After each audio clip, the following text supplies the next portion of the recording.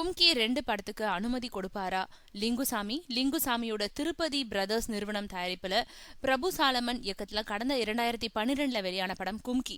சிவாஜியோட பேரனான விக்ரம் பிரபு கதாநாயகனா அறிமுகமான இந்த படத்துலதான் லக்ஷ்மி மேனன் கதாநாயகியா அறிமுகமானாங்க. இந்த படத்தோட வெற்றிக்கு டி இமானோட இசை மிகப்பெரிய காரணமா அமைஞ்சுது. அந்த அளவுக்கு எல்லா பாடல்களையும் அற்புதமா உருவாக்கி இருந்தார் இமான். இப்போ 2ஆம் பாகம் எடுக்கும் சீசன், அதனாலதான் தான் இயக்குன வெற்றி படமான கும்கியோட 2ஆம் பாகத்தை இயக்க இப்போ முடிவு செஞ்சிருக்காரு பிரபு சாலமன். நடிகர் நடிகைகள் தயாரிப்பு நிறுவனம் முதலான விஷயங்களை அவர் இன்னும் முடிவு செய்யல. தனுஷ் கீர்த்தி சுரேஷ் நடிப்புல மிரட்டு படத்தை இயக்கி இருக்கும் பிரபு சாலமன் அந்த படத்தோட போஸ்ட் ப்ரொடக்ஷன்ஸ் வேலைகளை இப்போ பிஸியாகி இருக்காரு. அந்த படத்தோட வெளியீட்டுக்கு பிறகு கும்கி 2 படத்தோட வேலைகளை தொடங்க திட்டமிட்டிருக்காரு. இதுக்கு நடுவுல கும்கி 2 படத்தை வேறு தயாரிப்பாளருக்கு பிரபு சாலமன் இயக்குறதா இருந்தா கும்கி படத்தை தயாரிச்ச லிங்குசாமி கும்கின்ற தலைப்பை பயன்படுத்த அனுமதி தருவாரான்ற கேள்வி இப்போ எழுந்திருக்கு.